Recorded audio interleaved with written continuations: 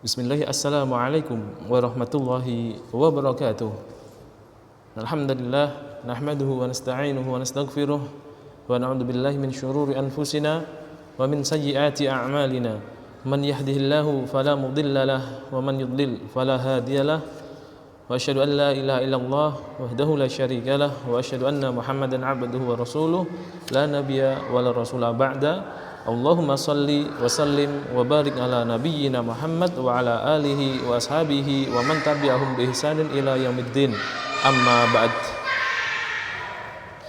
Baik para siswa kelas 8A yang semoga selalu diberikan rahmat oleh Allah Subhanahu wa taala, semoga selalu diberikan kesehatan dan selalu diberikan semangat dalam belajar. Insyaallah pada hari ini kita nanti akan melanjutkan pembelajaran kita, yaitu pada pembelajaran tafsir. Tapi sebelumnya mari kita tetap bersyukur kepada Allah Subhanahu wa taala atas semua kenikmatan dan karunia-Nya yang sampai hari ini kita terima. Semoga dari kebaikan-kebaikan Allah bisa kita gunakan dalam berbuat baik pula, yaitu beribadah kepada Allah Subhanahu wa taala. Baik, dengan mohon ridha dan taufik dari Allah Subhanahu wa taala, semoga kita diberikan ilmu yang bermanfaat dan diberikan kemudahan dalam memahami pembelajaran. Silahkan dibuka bukunya. Kita masuk pada pelajaran yang ke-8, yaitu membahas tentang tafsir surat Al-Mu'minun ayat 1 sampai ayat 11. Insyaallah nanti akan kita sampaikan secara singkat saja. Nanti jangan lupa para siswa membuka secara mandiri ya. Bukunya dibuka untuk menyimak pembelajaran. Kemudian nanti barangkali dari Ustadz hanya singkat, nanti para siswa bisa melengkapinya sendiri. Ya, jadi sekali lagi silahkan bukunya dipersiapkan. Fahimtum? Alhamdulillah ya. Silahkan kita mulai pembelajaran. Baik. Surat Al-Mu'minun datang setelah surat Al-Hajj, yang pada surat Al-Hajj Allah menutupnya dengan firman waf'alul khaira la'allakum tuflihun, yang artinya dan berbuat baiklah supaya kamu mendapatkan keberuntungan. Kita diperintahkan untuk berbuat baik agar kita menjadi orang yang beruntung, ya, menjadi orang yang beruntung yang di akhirat akan diberikan surga oleh Allah Subhanahu wa taala. Di dalam surat Al-Hajj, kebaikan itu masih global, masih bersifat umum. Maka di surat Al-Mu'minun ini Allah merinci kebaikan-kebaikan apa saja toh yang menjadikan seseorang itu menjadi orang yang beruntung.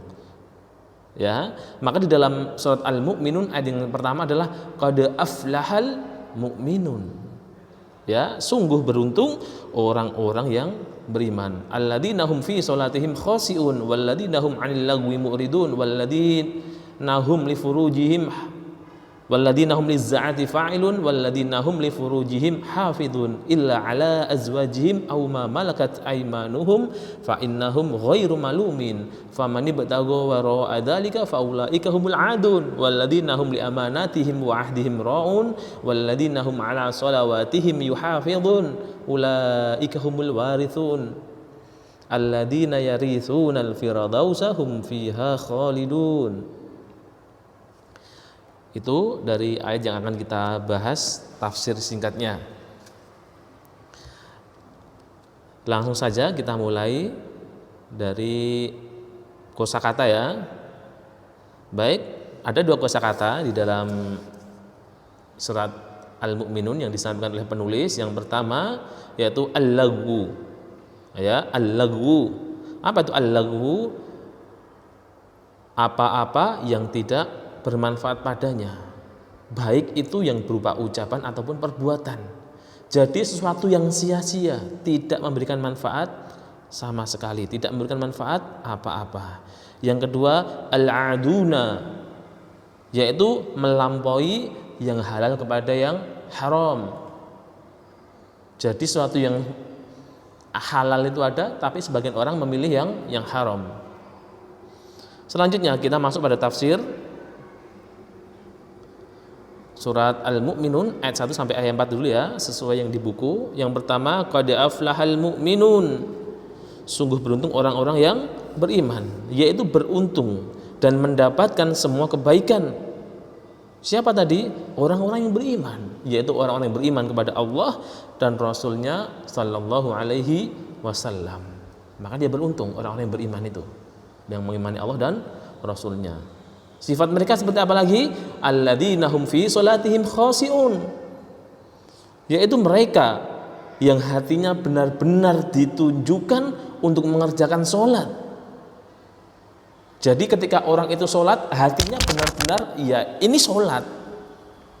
Bukan dia badannya sholat, tapi pikirannya atau hatinya kemana-mana, tidak. Jadi ketika dia sholat, itu benar-benar dia fokus kalau dia sedang menghadap Allah Subhanahu wa Ta'ala.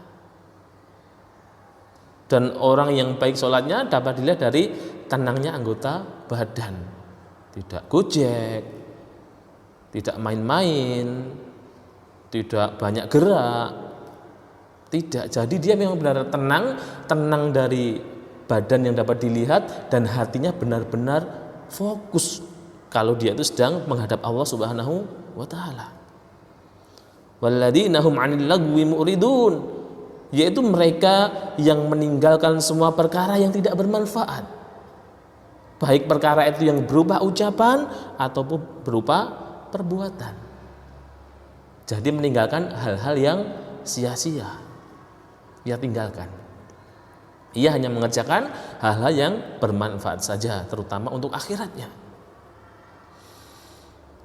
Walladzina hum lizakati fa'ilun, yaitu orang-orang yang mensucikan jiwa dan hartanya dengan mengeluarkan zakat. Jadi zakat memang secara lihat ketika orang itu membayar zakat mungkin iya berkurang hartanya, tapi tidak. Sejatinya orang itu nanti dengan zakat hatinya akan Allah bersihkan, akan Allah sucikan dari dosa-dosa, dari penyakit-penyakit hati. Kemudian hartanya akan Allah berkahi, bahkan Allah akan menambahkannya. Tentunya dari kekayaan yang dia miliki. Baik, dari 4 ayat ini ada beberapa fawaid yang bisa diambil.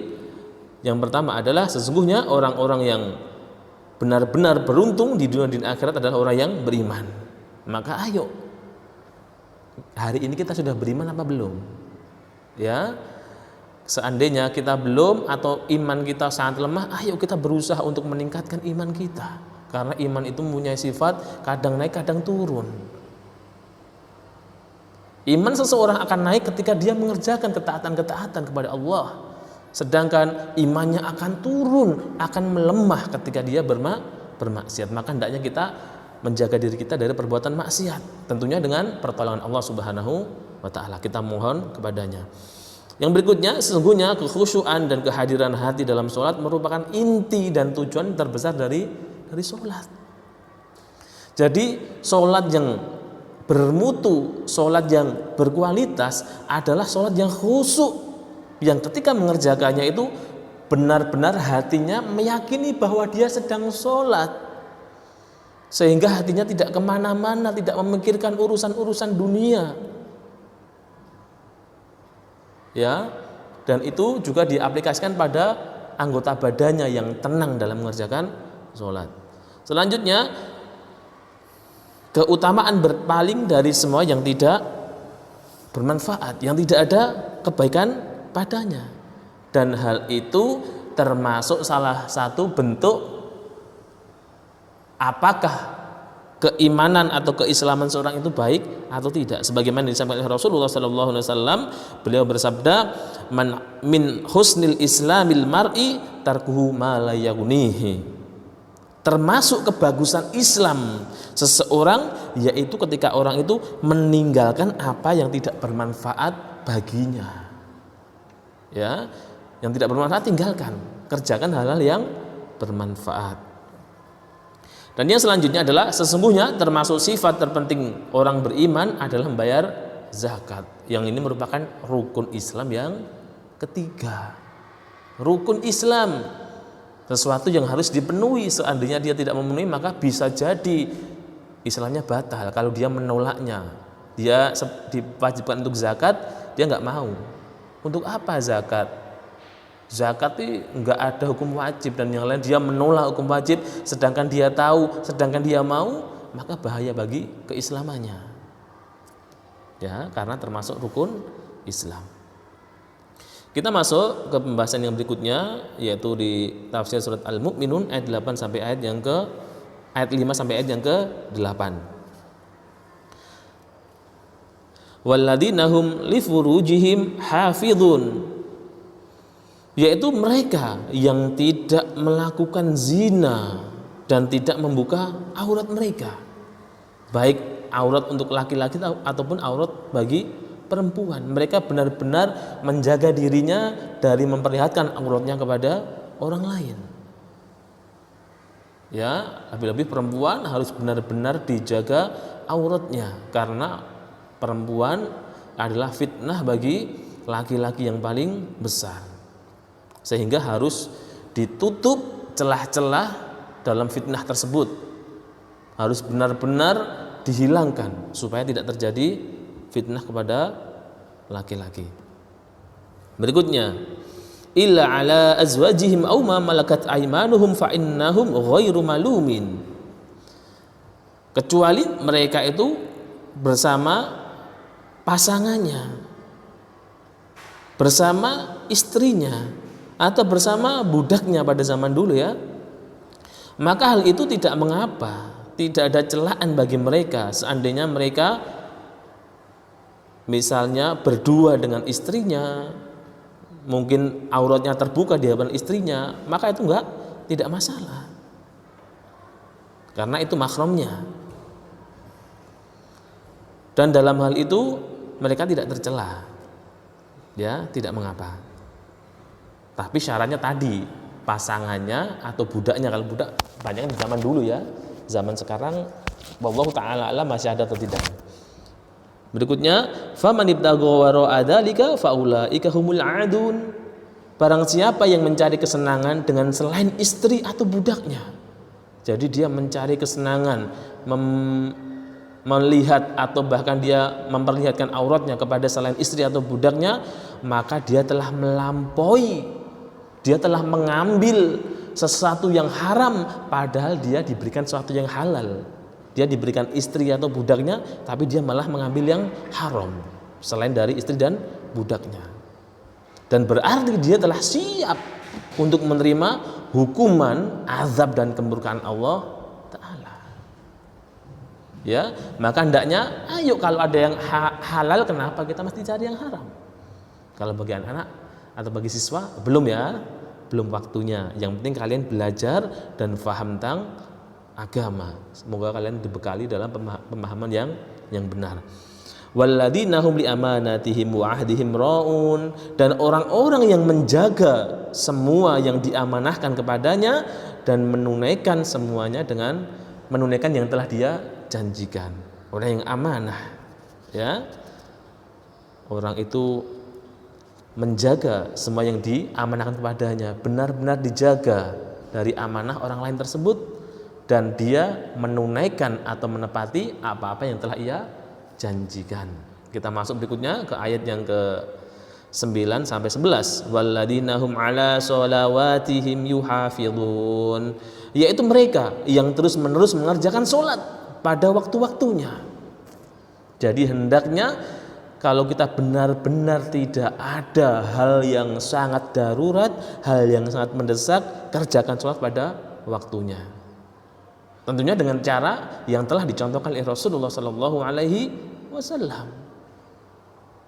Ya, mengerjakan sholat tepat pada waktunya dan mengerjakan sholat sesuai dengan contoh Rasulullah Sallallahu Alaihi Wasallam. Dengan harapan amalan kita itu diterima oleh Allah dan bisa menjadi bekal kebaikan kita ketika di akhirat.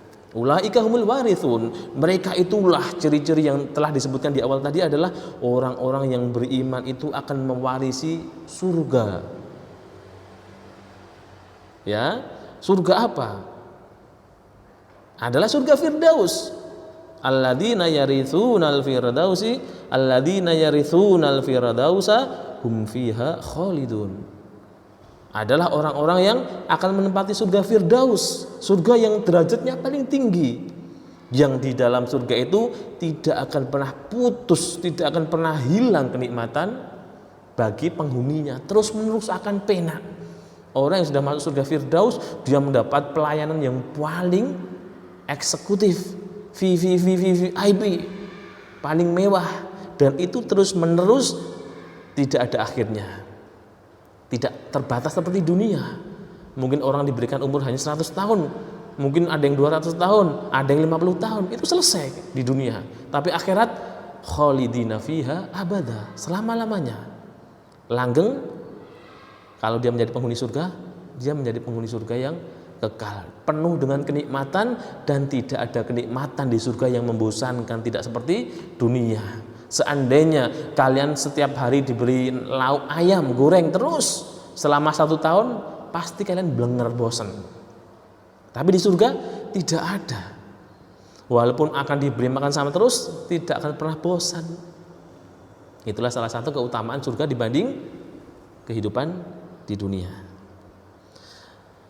Baik, dari beberapa ayat tadi kita bisa ambil fawaid. Yang pertama, wajibnya menjaga kemaluan dari zina, ya, yaitu menjauhi segala perkara yang menjerumuskan, meninggalkan semua hal-hal yang bisa mendekatkan seseorang dari zina, seperti melihat aurat orang lain, berikhtilat atau campur baur antara laki-laki dan perempuan, berkhalwat atau berdua-duaan dengan lawan jenis, dan yang lainnya.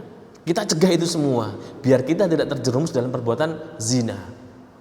Seseorang akan bisa menjauhi atau terhindar dari zina manakala orang itu menjauhi sebab-sebab yang menjerumuskan dia dalam perbuatan zina.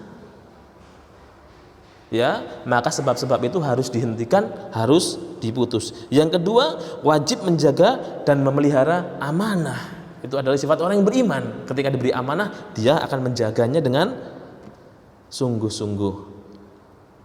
Yang berikutnya, besarnya perkara solat. Maka barang siapa yang menjaga solat dengan mengerjakannya sesuai dengan yang diperintahkan oleh Allah Subhanahu wa taala pada waktu-waktu yang telah ditentukan, dan dengan mengerjakan sesuai dengan syariat yang telah dicontohkan oleh Rasulullah sallallahu alaihi wasallam, sungguh dia telah menjaga agama. Barang siapa yang menyia-nyiakan solat, maka dia dalam perkara yang lebih menyia-nyiakan. Allah akan hinakan dia di dunia ataupun di akhirat. Dan itu hal yang sangat buruk ya, ketika orang itu dihinakan oleh Allah di dunia dan di akhirat. Begitu para siswa kelas 8A rahimani wa rahimakumullah untuk pembahasan kita hari ini. Semoga bisa memberikan manfaat ya. Insya Allah akan kita lanjutkan lagi pada pertemuan yang akan datang. Jangan lupa seperti biasa, insya Allah akan ada beberapa latihan, insya Allah mudah ya. Nanti silahkan diikuti. Semoga Allah memberikan ilmu yang bermanfaat untuk kita. Semoga kita akhiri. Subhanakallahumma wabihamdika asyhadu an la ilaha illa anta astaghfiruka wa atubu ilaik. Walhamdulillahirabbil alamin. Wassalamualaikum warahmatullahi